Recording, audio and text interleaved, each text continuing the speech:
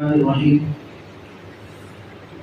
قرآن پاک کی ایک آیت ہے وقال ربکم ادعونی استجب لکم۔ اللہ رب العزت فرماتے ہیں کہ مجھ سے دعا مانگو، میں تمہاری دعا کو قبول کرتا ہوں۔ ایک دعا ہمارے لیے ایک ایسی عبادت ہے کہ شاید ہم کسی اور عبادت کو یہ ظاہری اعتبار سے یا دلی طور پر یہ کہہ سکیں کہ اس کا میں نے پورا حق ادا کر دیا ہے، یہ ممکن ہے۔ قرآن پاک کی تلاوت شاید میرے تلفظ ٹھیک نہیں ہے، میں ادائیگی صحیح نہیں کر سکتا، میری تجوید ٹھیک نہیں ہے، مجھے دیکھ کر صحیح طریقے سے پڑھنا نہیں آتا، میں غنّ مد کا خیال نہیں رکھتا، میں الفاظ کی ادائیگی کا خیال نہیں رکھ سکتا کیونکہ میں نے اس کو صحیح طریقے سے پڑھا نہیں،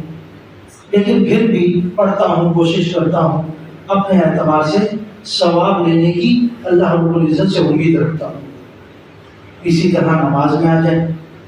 نماز میں پنج وقتہ نماز کی پابندی کرتا ہوں، باقاعدہ مسجد میں آتا ہوں اور مکمل طور پر اپنے طور پر نماز کو ادا کرنے کی کوشش کرتا ہوں، ہر چیز پوری کرتا ہوں، رکوع سجدہ، بیچ میں تسبیحات، دعائے قنوت، التحیات وغیرہ جو بھی آتا ہے وہ پڑھنے کی کوشش کرتا ہوں، لیکن میرا دل پھر بھی کہتا ہے کہ جس طرح مجھے ادائیگی کرنی چاہیے تھی میں ویسے نہیں کر رہا، کیونکہ مجھے معلوم ہے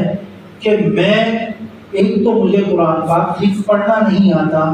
اور جو چند چیزیں میں نے یاد کی ہوئی ہیں وہ بھی الفاظ اور ادائیگی کے اعتبار سے ٹھیک نہیں ہے۔ تو نہ میں قرآن پاک پڑھنے کو یہ کہہ سکتا ہوں کہ میں نے بالکل 100% ٹھیک پڑھا، اور نہ ہی نماز پڑھنے کو یہ کہہ سکتا ہوں کہ بالکل 100% ٹھیک پڑھی۔ لیکن ایک عبادت میرے پاس ایک ایسی ہے اللہ رب العزت نے مجھے دی ہے کہ میں دعا کر لوں اللہ سے اپنے الفاظ میں، اپنی زبان میں، اپنے لہجے میں، اپنی مادری زبان کے اندر میں دعا کروں۔ یہ ایک ایسی عبادت ہے جس کے اندر مجھے کبھی شک شبہ ہو ہی نہیں سکتا کہ اس کے اندر کوئی کمی رہ گئی ہے۔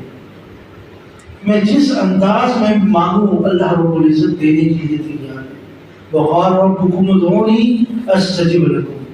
حدیث میں آتا ہے کہ اللہ رب العزت آپ کی دعاؤں کو کے 3 حصے فرماتے ہیں۔ اگر آپ نے دعا مانگی ہے، ہو سکتا ہے